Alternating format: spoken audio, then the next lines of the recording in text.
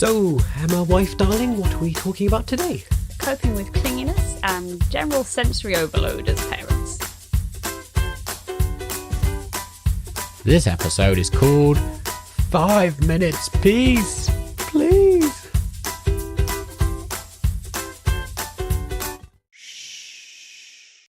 Welcome back, mums and dads, to the Crippen household. Come and sit with us in the blanket fort. Grab your hot chocolate and your blanket and... It's looking at me as I'm snuggled in my blanket. It's cold outside. I'm cold. I'm cold. We get all cozy, and the baby is asleep. So it's time to chat about parenting and unwind, have some laughs, relax as we do some arts and crafts, babies and toddlers, that sort of thing. We chat about what's going on. As usual, my name is Elliot. And as typical, my name is Emma. We have not changed people. No. We're the same people with the same names, exactly the same as last time. Yes. As you reminded us, we usually do a little factoid at this point. Do you have an interesting fact about yourself, Emma? What's something unusual about yourself that people might not know? I have a favourite plate to eat meals off. Oh, I didn't even know this. A favourite plate. All our plates are identical. No, it's the one different one. You know, I think we've stolen it from your parents. It's a white flat plate. Oh, yes. Slightly smaller. And that is my favourite plate to eat off. Oh, so this is a recent development because we've only had that like 6 months or so. Yeah, so in the last 6 months, that has been my favourite plate. I was right. like, it's not like a few weeks. Yes. Well, yeah, in comparative to our other plates that we've had for like 5-6 years. True, yes. It's fairly recent. Yes, that is true. That is my favourite plate, and it makes any meal I eat taste better. Oh, right. Oh, well, I don't think I have a favourite plate. Well, that's because you haven't tried my plate. I do have, which I think is fairly normal. I have like a favourite coffee cup and a favourite glass to drink like certain drinks out of. Yeah, I think that makes sense. I was going to say I was like an odd little child. I was into juggling, magic and puppets. Yeah, you were sweet. Little odd bod. That was me. Hello. Yeah, yes. I think I was a fairly normal child. But like as we got older, we got geekier. Like we like Dungeons and Dragons things. Is that it? I think that's the introduction. There we go. That is the introduction. That was a messy introduction, but it is now done. We can move past it and try and be more polished.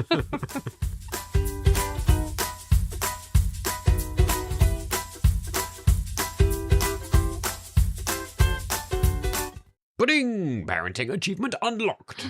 Parenting achievement time. Stories relating to our 2 children, one who's 4 and one who's 11 months, Lily and Lola, for context. Oh, it amused me recently, you telling me you're chatting with the other mums at school and about how we all have a very similar circumstance where none of the mums and dads sleep in the same beds together.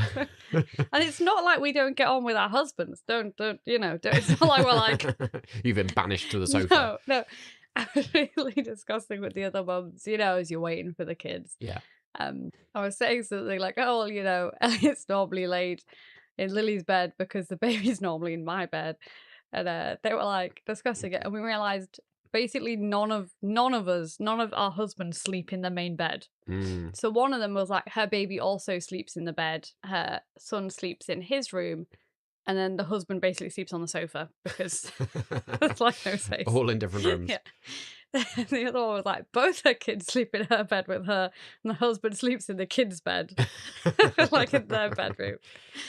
And there was another person in commentary, and we were like, and none of us sleep in the same bed as our partner anymore. And we're all like, yeah, I think we're all at that stage of life where the kids are in the bed. The joy of having particularly 2 or more children. Yeah. And it's true, we all had 2 kids and one was young. Yeah.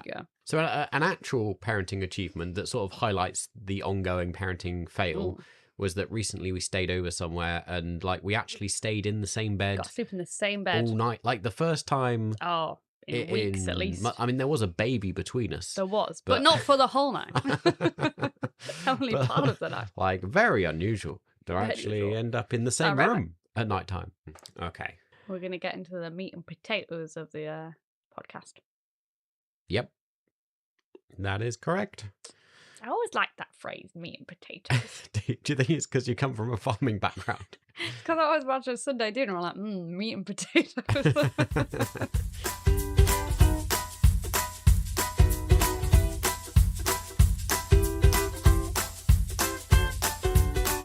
Right, put your baby in the bouncer or in the playpen or lock it up somewhere for a while and let's jump into our conversation for today, which has actually been suggested to us by one of our listeners. So, thank you. Yeah, we're asking about what should we chat about next, and this was part of the topic. We've expanded it into sort of other areas. It's also the first time that I've consulted AI about the topic. Yep. Don't worry, I'm not taking advice from it. Yes, and I'm not leaving podcast production up to artificial intelligence, but I thought it could be interesting to see what it said. Added interesting thing that we don't normally do. All right, AI's advised me that I should start the podcast by inviting the audience in by saying, if you've ever felt like you just can't take another noise, touch, or mum, this episode's for you. There you go. I feel like you could just lie and do it yourself. Jeez. I don't know if it really sounds like me. It's not my style of how I normally, do the podcast. True. I do like the conversation starter, which might be an interesting point to start, and then we can kind of get into some of the challenges of this topic, which is often how we approach things. We just moan about, what the realities people seem of parenting. To enjoy it. Yeah, well, Like parenting's tough, isn't it? Parenting's not just, there's so many things. Just, yeah. Anyway, which sound do you think should be classified as torture? Out of noises our kids make, whining, crying, a musical toy that doesn't switch off, that sort of thing. I think... Any thoughts? Yes, but I don't know if this is a northern phrase. Oh, okay, go on. Because if you say whining, I'd say like when they're whinging. Whinging. Is that a normal word? I feel like it is. Good question. I would consider possibly whining and whinging to be slightly different things. A lot of the stuff with the baby, I can really rationalise it to myself by going like, well, she can't help it. She doesn't have words to express herself yet. She can't, Oh, yeah. Whereas with Lily sometimes, when I've said, just wait a moment, just in a second, sweetheart. And you're like, get to the fourth or fifth time where you're like, I don't know how many more ways I can nicely say, I will get to that in a second, but I just need 1 minute to just do this thing first. And it's when you're trying to be gentle parenting, but also in my head, I'm like, if she says that one more time, I'm going to scream. I'm going to lose it. Because I've heard this phrase. Like, Elliot can attest to this. Mm-hmm. What day was it? When she kept going, mama, mama, mama, mama. It was like continuously. Yeah. And Elliot kept going, what do you want? What do you want? Mama. I want mama. Mama. I was like, I would say it happens most days where like you've gone upstairs, yeah, maybe to get Lola ready, maybe to go to the toilet, maybe to have a moment dressed, for myself while I whatever. go to the toilet, yeah. And then Lily like notices you've gone and like it's suddenly like, I want mama. Where's she gone? I want mama. And she'll like stand at the bottom. I'm like, what do you want? I'm right here. And then I'll be like, she's gone upstairs. I'll explain where she's gone. She's like, but I want mama. I want mama now. Why hasn't she come back? And it's like, you're going to have to wait. You're going to have to be patient. This doesn't go well. This normally ends in crying because you've been gone for 5 seconds. Yeah.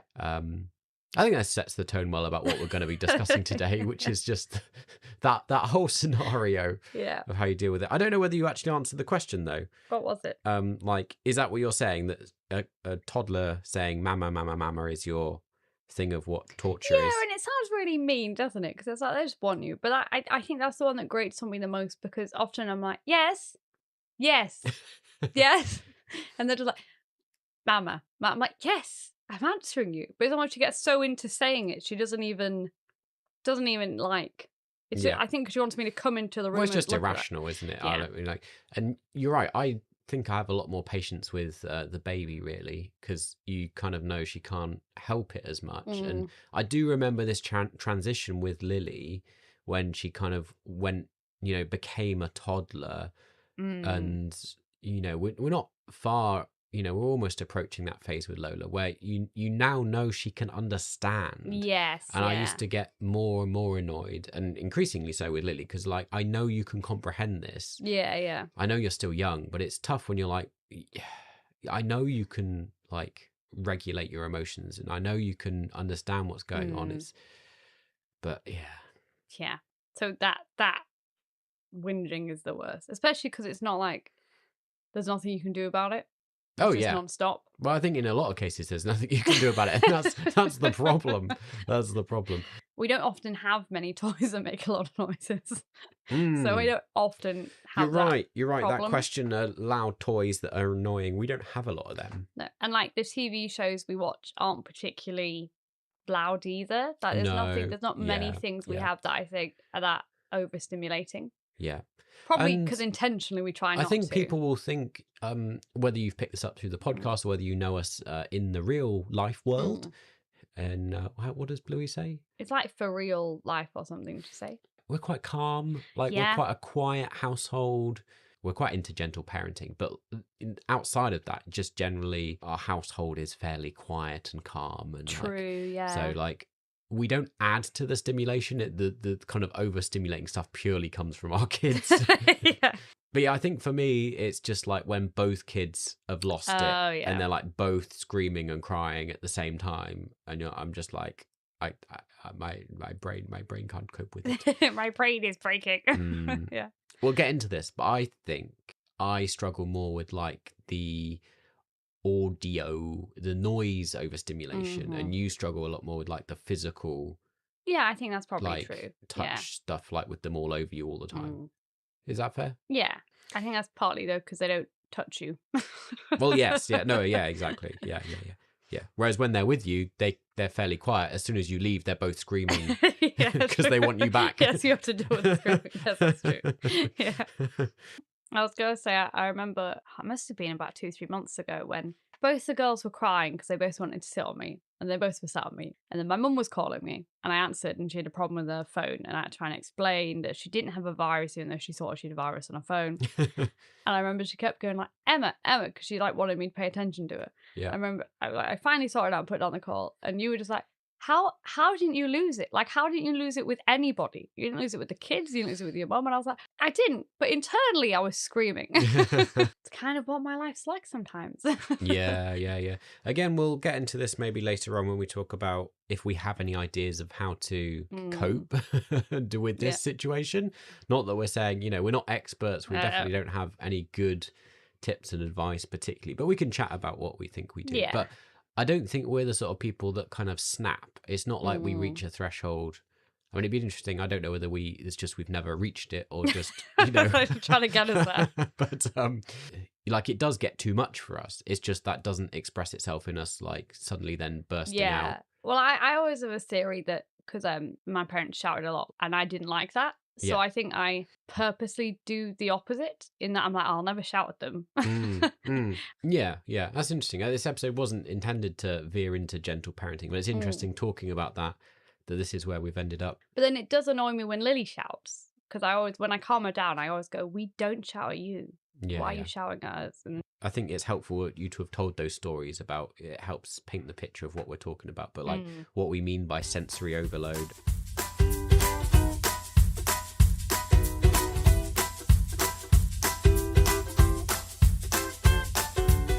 So going from a very young baby, a lot of it does fall to you because like often the baby is like on someone constantly. Yeah, it's true. And whilst we do split things fairly evenly, more often than not, you are holding the baby a lot of the time. Yeah, I think that's true. And especially in this, with Lola, we did breastfeed. So obviously you hold her for feeds and for naps and like you're with her all the time.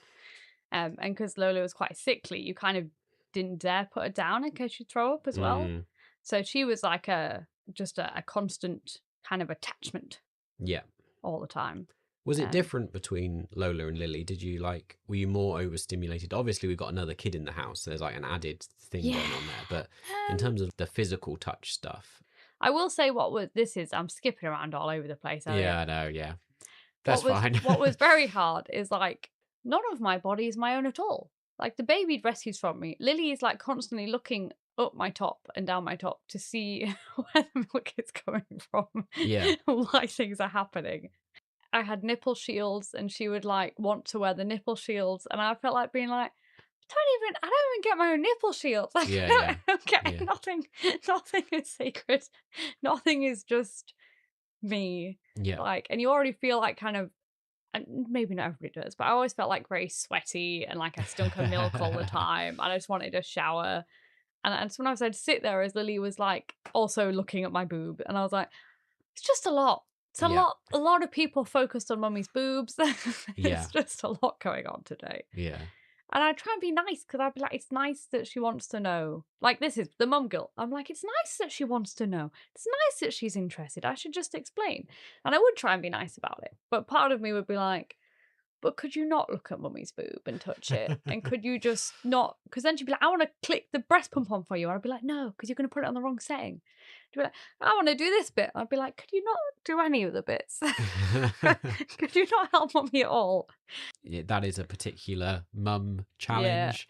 I think for me, similar, but obviously not quite the same thing. But like, I've had to adapt being a parent that like none of my stuff is my own anymore. Nothing.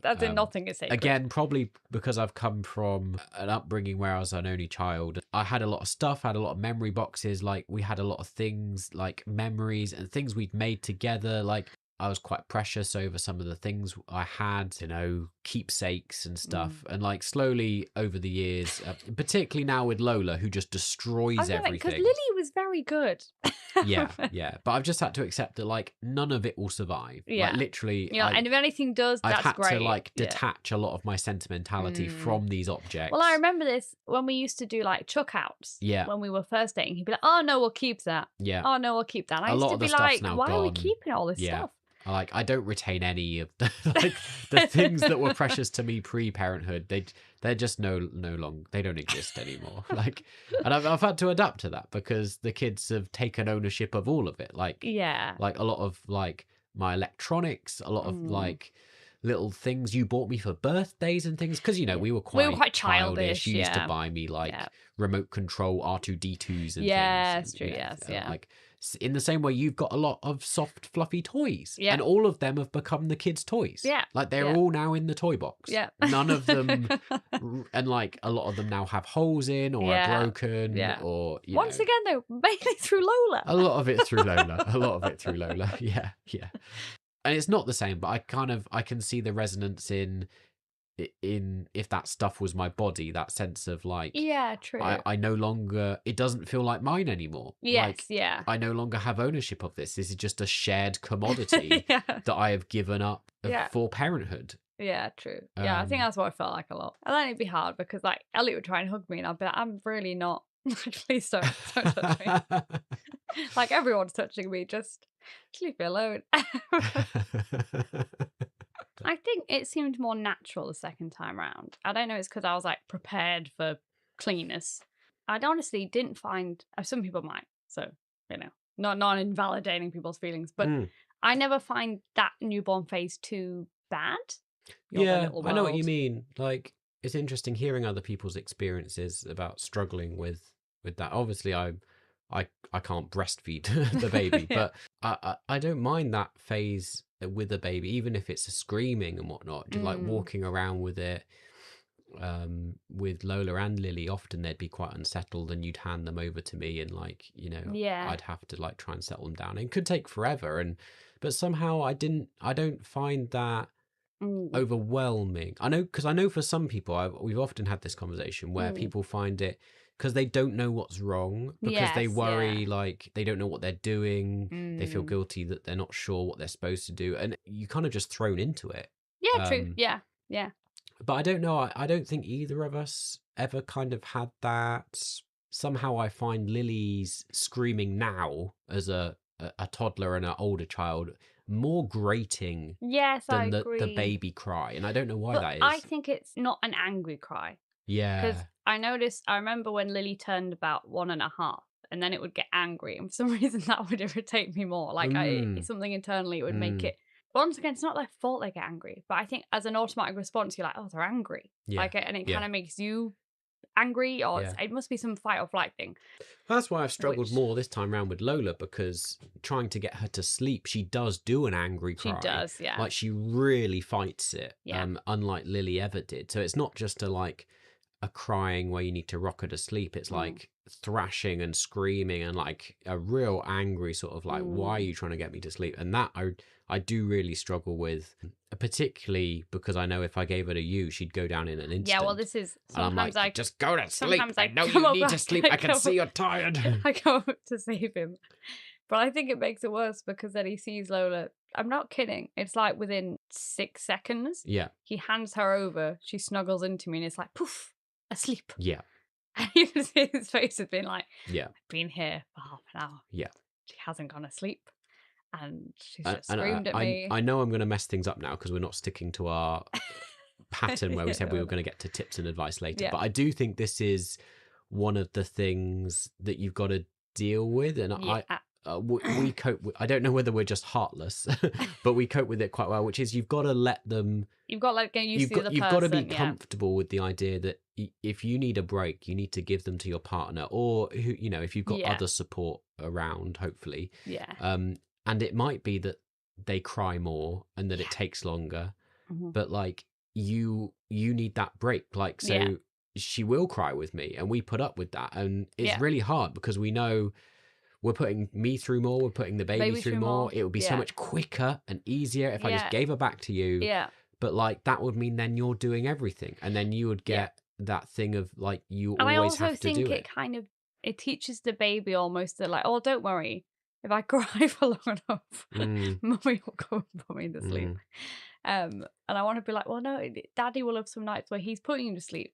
And you kind of, I know you don't want to, but that's just going to be what happens sometimes. Because especially if I'm away or something, there's not a choice. I can't come save, like, save the situation. I do sometimes think that I treat the kids a little bit like dogs, where I'm like, we need to train them. And that is going to be challenging. And that does mean, you know, with a clingy baby or with whatever the overstimulating thing is, maybe, you know, they're just on you constantly. Yeah. Maybe it's the noise, whatever. And like we need to work if through we're in that. Phases where I'm like, you're ill, you're particularly tired, like, do you know what I mean? Oh yeah, we're not like purposely depriving them of their mum, but like the ability to share that load means that initially we have to go through the hardship of like training the baby to find comfort in both of us. Yes, yeah. Because I think this is one of those topics where we're talking about how to look after ourselves more than how to look after our children. True. Yeah. And sometimes that means we do have to prioritize our own mental well-being, our own recognizing we're overstimulated. And that sometimes means we have to let the kids cry. And it's really hard because it's a fine line between like, I have to let him do it, but also it's really painful to hear your child crying and know you could just go in and stop it. Yeah. Like, I'm often like, I could go in there. And I'm often like, you okay? And he's like, yep, he was alone. I want to prove I can get her to sleep. I can do it. And I'm like, I know he can. I just need to let him. It's just like, it's getting better, but it is painful sometimes when I'm like, I could just go in and I could just do it. She'd be asleep. Yeah. So it is hard, but I think in order to have a sane life, sometimes you're like, well, she'll just have to learn that Daddy puts her to bed sometimes. Just to touch on while we're on babies before we move on to toddlers, I do think, and again, this might not be popular, but I think one of the things that's worked in our favour, and it's worked in our favour for quite a number of different elements, is that you didn't do a huge amount of breastfeeding. Yeah, it's true. I think for a lot of some of our friends we know, I think struggle with that attachment a lot more when they breastfeed more and breastfeed for longer. And it's natural because if the baby has breastfed, they're like, well, that's how I get to sleep. That's my comfort. Yeah. That's my go-to of course. thing. It means the baby would be on you more often. Yeah. It gets more attached to you. Like all of these things then compound. Yeah. Just naturally, it's just the way it is. Yeah. And you can't do anything about that. But I think we've avoided some of those things. We've avoided that because we stopped at 6 months, and I never exclusively breastfed. We always mixed fed. Yeah. So yeah, it made that easier because it meant kind of she was used to taking feeds with you, so it helps with everything about like helping. We know loads of mums who they can only put the baby to sleep. Yeah. Because the only way the baby goes to sleep is being on a boob. Yeah. So like, there's no way the dad can do it. Yeah, exactly. Whereas, and that's how you like. That's the struggle because then you literally know you're like somebody's on you all the time. Yeah. Like, And I think that's what it is, isn't it? It's so hard though, because part of me is like, in some ways, there's nothing wrong with that. Like that is Of how course not. nature intended for Yeah. babies to be. It's just that our modern lives don't fit with it. Of course, yeah. Like, so it's frustrating sometimes. Those mums don't have the support structures that they probably would have done when in a society where they would have been the primary carers 24/7. Yeah, true. And like these days, when a mum is just kind of at home all day with a baby, you can see how the overstimulation and the stuff, you know, just you're the only it just gets to you, doesn't it? Whereas again, another of our advantages is we are both always at home. Yeah. You know, we both work from home. So if it ever gets too much for you, and you have been the primary carer for Lola, true, you know, you've had a longer maternity. But I'm always there. You can always pass her off to me, you know, if you need 5 minutes, if you need to, you know, go to the toilet or whatever. Yeah. Especially sometimes I'm like, I just want to go to the toilet by myself. Yeah.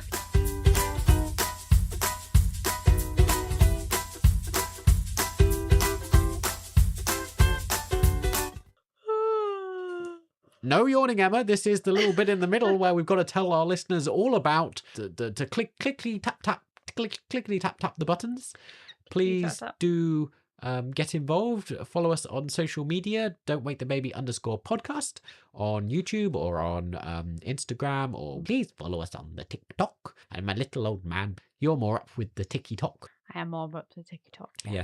Yes. But we're both involved on Instagram though, so you can. Emma tends to do a lot of stories, and I do a lot of reels. So follow us there. We'd love to hear from you. Do get involved with the community. Recently, we've switched our community over, so as well as the Facebook group, which is still there but doesn't really work particularly well, we do have a WhatsApp community. We do.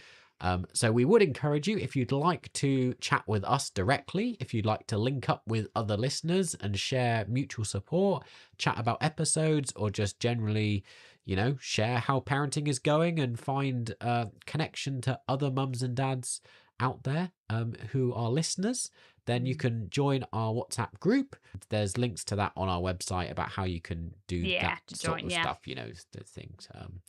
But there's lots of good conversation going on in there, as well as like behind the scenes and updates, and you can be involved in like helping us shape what episodes we do, what topics we talk about, what's coming up, like behind the scenes of what's going on in our lives, because like we don't share pictures of our kids and things on social media, but like we share a bit more in the privacy of that group. So you know, it's a smaller, intimate space where it's safe to connect with other people. So if that's of interest, we'd highly recommend it. You can find all the stuff on our webpage, www.kairosmovement.org.uk/Don't Wake the Baby.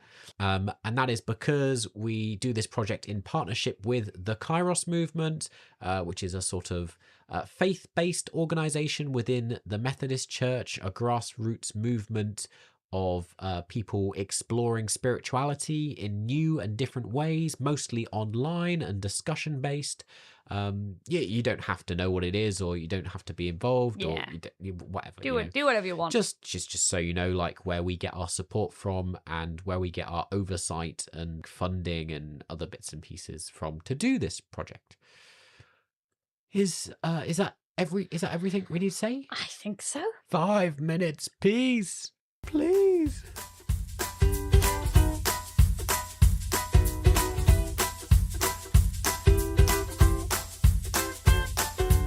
So like as they begin to get more mobile, and it's less about those sort of baby things that kind of drive you up the wall, but more like the way they follow you around the house, the way that like they're clinging onto your leg when you're trying to cook, or like, you know, Elliot was laughing at that yesterday. Yeah.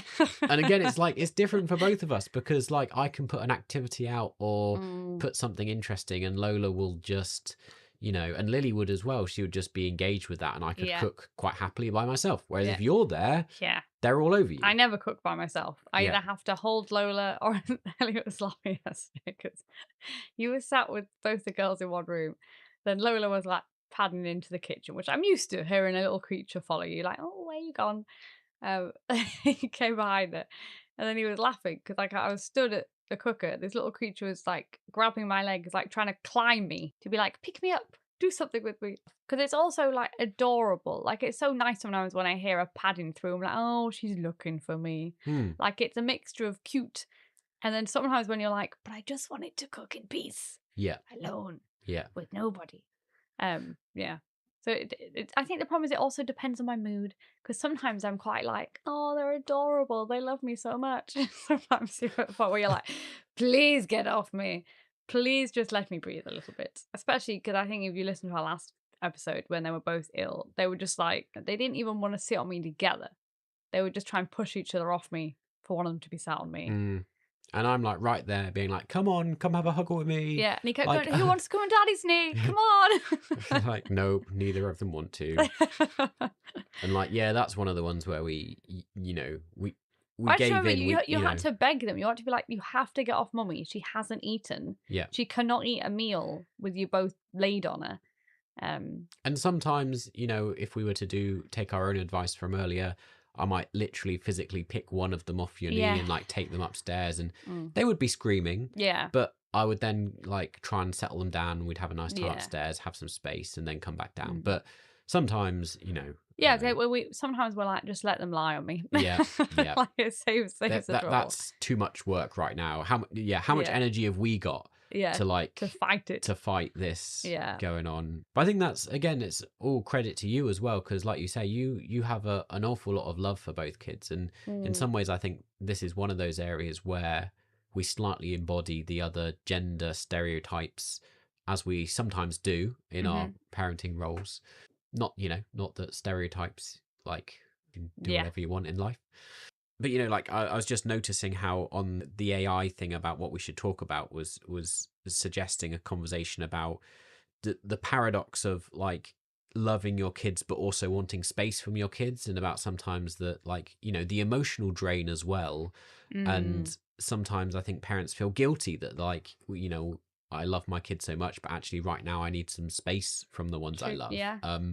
Like you were saying, your tolerance and like thing is quite extreme. Yeah, whereas I'm normally the one that's actually, like, particularly this year, I've really struggled a bit more with what would stereotypically we would call like mum guilt and not feeling adequate. Like I've struggled with the sensory stuff a lot more, and like feeling like I'm not doing a good job and like all that stuff. And so it's all interconnected, isn't it? Because part of it is about the fact that they are all over you. Yeah, and like they scream when they're with me. And like, which isn't good for your mental health. Do you know what? It's not great. But like, I've been struggling a lot with all sorts of things, with lack of sleep, and like it's been really challenging with 2 kids now. Yeah.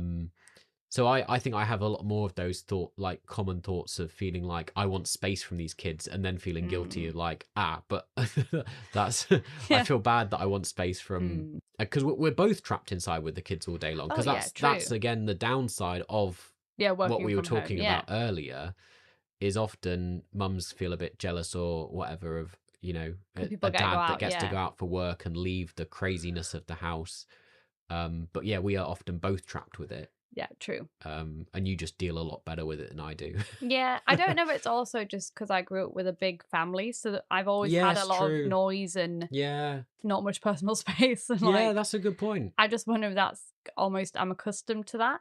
That is your normal baseline. So it's lots of people, growing lots up with of lots sound. of people, growing up with like people the same age as me, so we'd all be snugged up you together. You are all touchy-feely, you're very close. Obviously, as so I always think it's almost you're all. Yeah. I've had that from being very little, so to me that's not necessarily as overstimulating as it would be for other people. Yes. Whereas you've like an only child, you would have a very quiet house. I'm an introvert. Like I always liked my personal space. Like I like doing stuff alone. I like quiet. Like currently, like just the complete opposite of everything. In your life. Our life is at the moment. Yeah, I suppose that probably, you're right. That probably does it completely explain why I've struggled more. Because I was thinking, like, why doesn't it bother me so much? And I thought, I guess that's been my way my life's always been. So it just doesn't. It's not as odd, I guess. Yeah. I mean, I'm not saying it's like, oh, I never get overstimulated. It's just, I think it's just I have like a higher tolerance level for overstimulation. Yeah. Where did we get to? We were talking about toddlers. Yes. Oh, I was going to say, this harks back to baby, but it kind of fits toddler. Right. So, like a good tip that somebody said is like, like toddlers often need attention, but they don't always like, they do need physical touch, but sometimes they just need you kind of to acknowledge what they're doing or to like distract them another way. So like with Lily, it used to be very nice about breastfeeding. Like I was like putting them to bed where I could just read a story. Yeah. And she was quite happy for me to read the story and she wouldn't have to be like all over me. She was just happy for me to be paying attention and being like reading the story as she turned the pages. Mm. So I mean, think this there's is, things like that you can do once they're an age where they can understand. You can be like, maybe let's not be all over each other, but let's do something where I'm paying a lot of attention to you and you're getting that need, yeah, but not in a physical I think that's way. something that's particularly come into play with 2 children is, you know, the extra strain of you can no longer give full attention just to one child. You have 2 children that both want your attention. You have to split, you know, and try and give 100% to both children so they both feel like they've, you know, got you. And sometimes as parents, you know, you're so caught up in the needs of one child, you immediately shut down. You can't. It's really difficult to split, isn't it, and focus on 2 things at once. So sometimes you're to a toddler, you're just like, wait a minute, mummy's mummy's breastfeeding at the moment, mummy's doing this, you know, but actually just giving a small acknowledgement, a small bit of attention, even if it's not fully what they need right now, can go a long way. Yeah, I think it just pacifies them to be like, oh, mummy is doing something with me. Yeah, she's paying attention. Like at one point, I used to make Lily help me wash bottles with the baby. So then I'd be like, oh, you've been such a good help for mummy. So good. And she'd be quite happy doing that because she feels like she's being useful and helpful, but not having to, you know. Yeah. I mean, we're into tips and advice territory here, aren't we? That is true, yeah. Which we can shift into, which... yeah, I mean, distractions, basically. Like, that's a good way, isn't it? Like, activities, particularly as you move into the toddler years, you can do stuff. And, you know, when you have one child, particularly like before we had Lola, I remember we used to have slight disagreements about this because I wanted to put a lot of focus on that independent play. Yes, true. Because it was that my approach of like training a dog. It was sort of like trying to move us into a phase where we're reducing that overstimulation, because if they come to expect 100% of your attention all of the time, sometimes you can shoot yourself in the foot because then you never get a break. I think I do. I think that's what I do. Yeah. But I think that's what feeds into mum guilt, because I'm like, I should be giving them 100% of my attention. Yeah. Whereas like, I was why always did I have kids if I wouldn't give them attention? Going like, it's okay. You can just ignore them for a bit. Yeah. Like I would sit in a room with Lily and she would play by herself and I would just, you know, like chip in now and again. Yeah. But yes, we didn't do even that. now that happens a lot. Like before bedtime, we alternate each night who puts which kid to bed. Which is probably another good tip for making both kids go do bedtime true. If you can, like if someone's not working, a common activity that Lily does before bed is play with Lego. Most nights with both of us, but we have very different styles of playing with Lego or bricks or dolls or whatever it is, anything, whatever activity like that, where I'm only kind of passively involved. Often we're playing the same thing but next to each other, and we'll both kind of comment on what each other are doing, and I'll be like, what are you making, Lily? And she'll be like, I'm making this. She's like, what are you making, Daddy? I'm making this. And this is how the game will go for us both.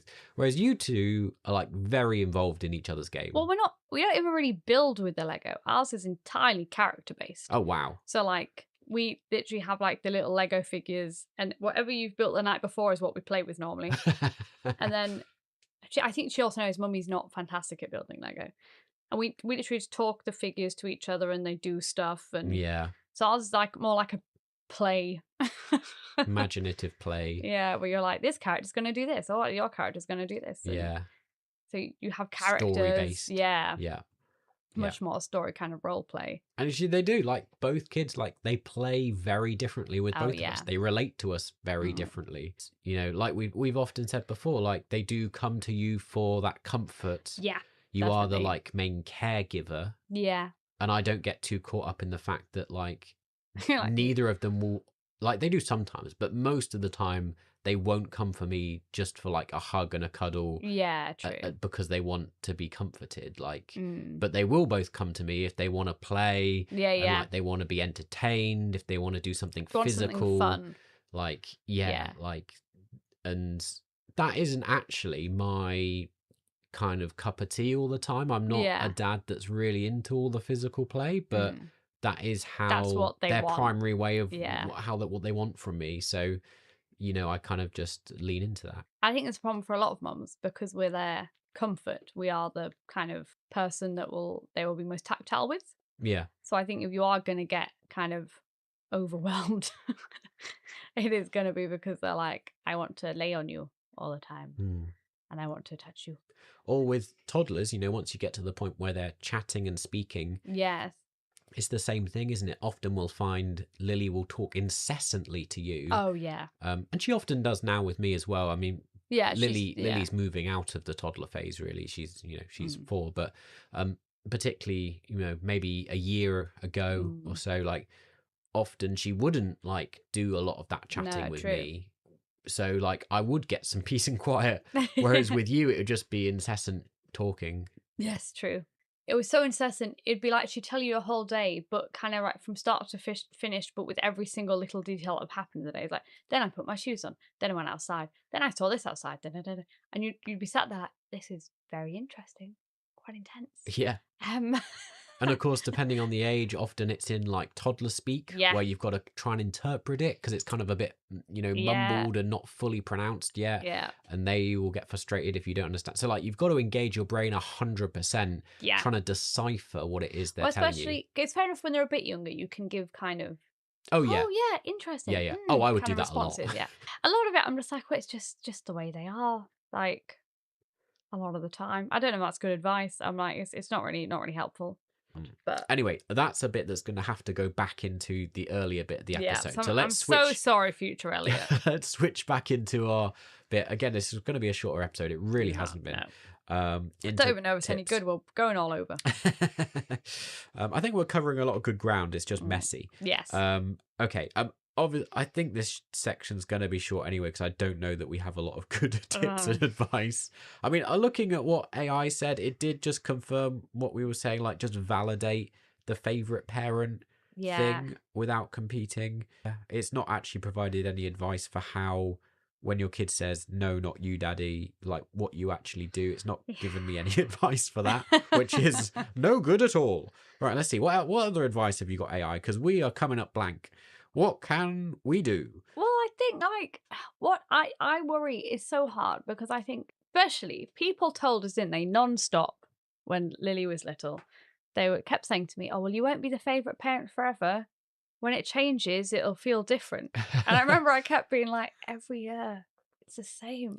But also we have had periods where it has switched. Like it's not to say the entire time they've been anti-daddy and only want mummy. Like oh no, they have a great affection for you. It's just it's not like. I do think because we've got girls and like the relationship like dads and daughters, I do think what they're talking about is in like 5 years time. Yes, true.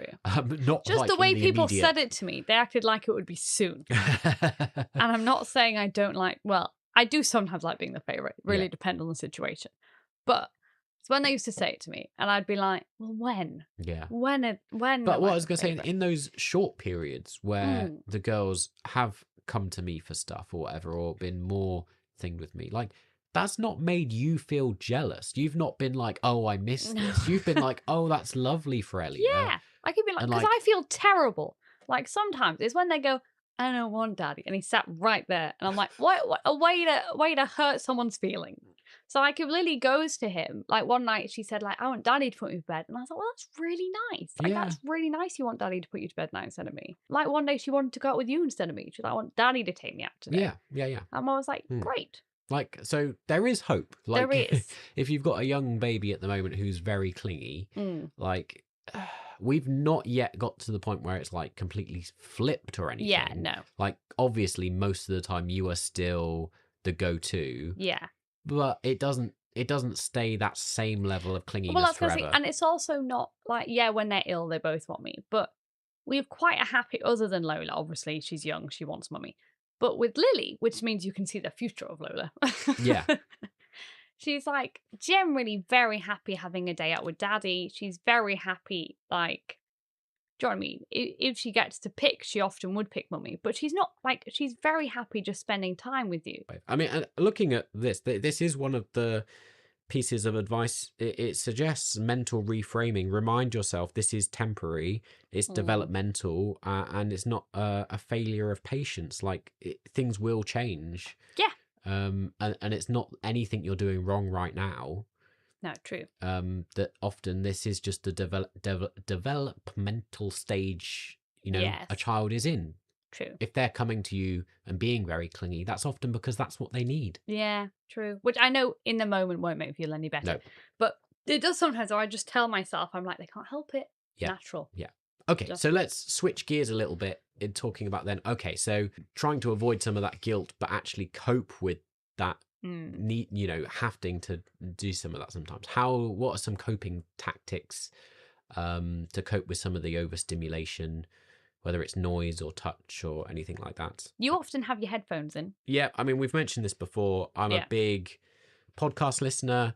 I basically try and zone out. I mean, I don't know if this is good. It's like temporary coping. Temporary relief, yeah. I wouldn't say it's ideal for long term.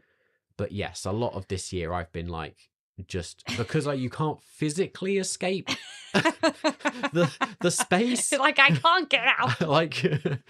At least with some headphones in, and they're little wireless ones, so the kids don't always realize that I'm not mentally present, but I'm just well, I can just sit here, everyone's screaming, everything's chaos, but at least I can just try and focus on these people talking in my ears.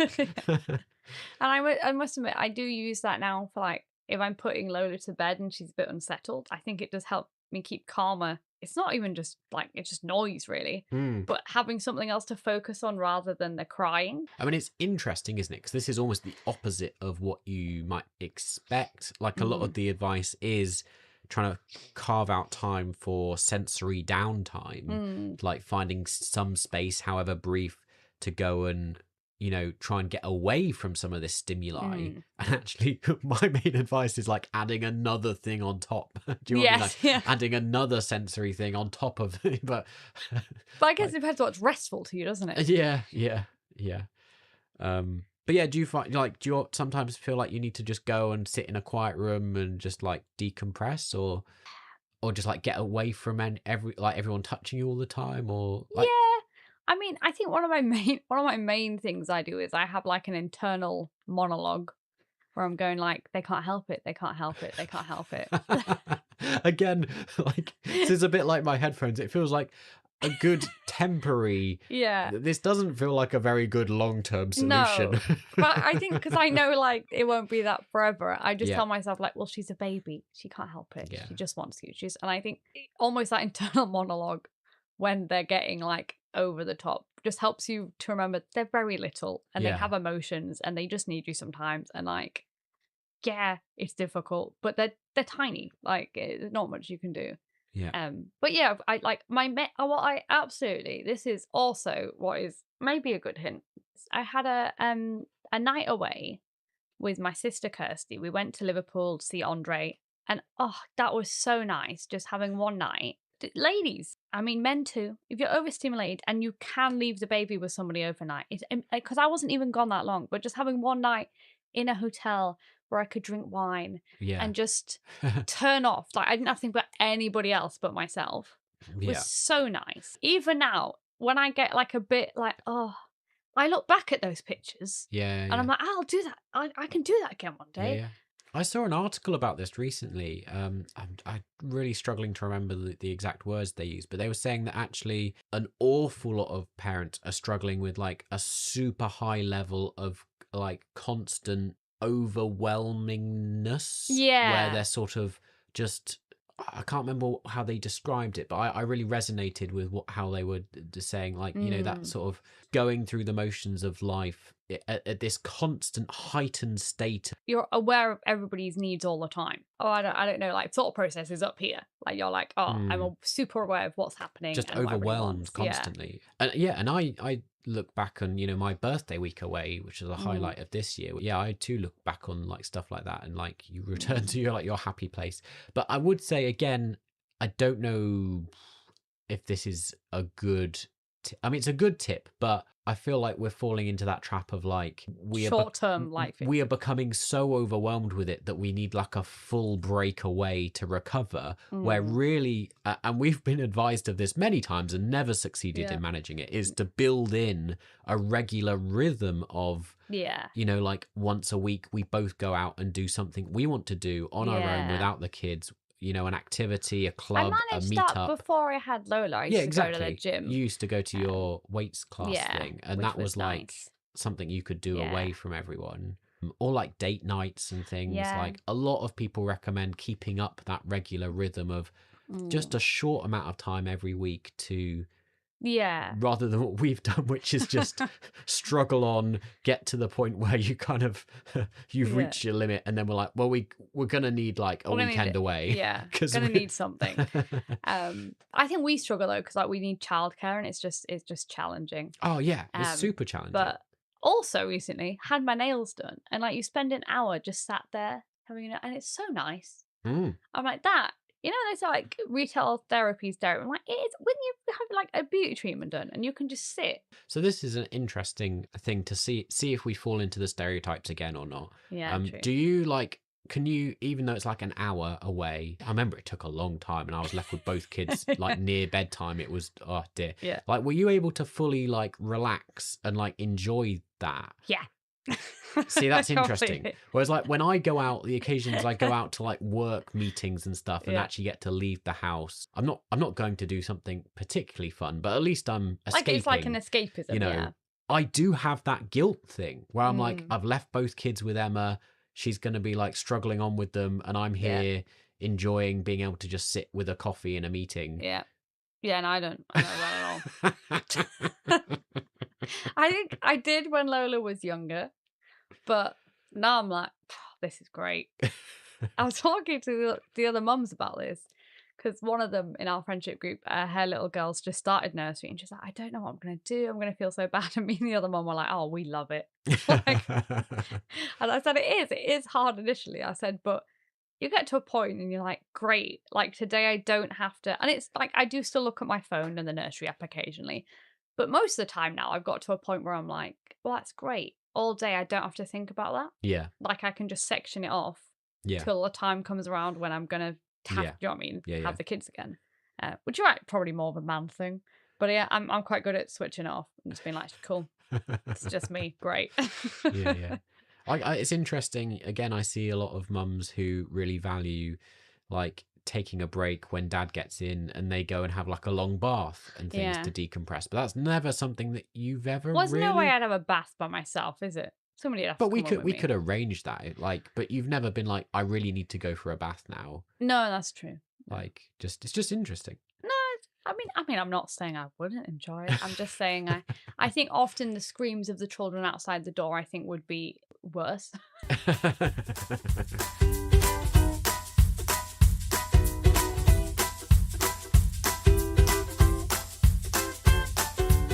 We'd love to know your tips. We're going to really have to wrap up this episode because, again, it's got dragged on. Usually our time limit is focused on the baby's nap and she'll wake up and then that will like cut off. Yeah. But both the kids are out.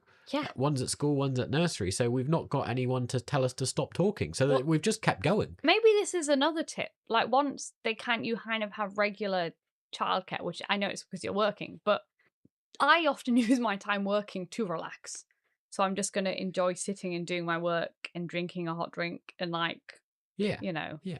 That's why we do the podcast. It's a bit like our little version of a date night where we get a moment, like an hour once every now and again to sit and chat and decompress. We need to do a date night again. Yeah, we've not had one. It's partly because I'm greedy and I'm like, I'd really love to go out for a Chinese together again. Have we had one this year? I don't know. We've had a date, but we took the baby, do you remember, to the cinema? But we're going to go see Wicked. We'll go and try do that just by ourselves. Yeah.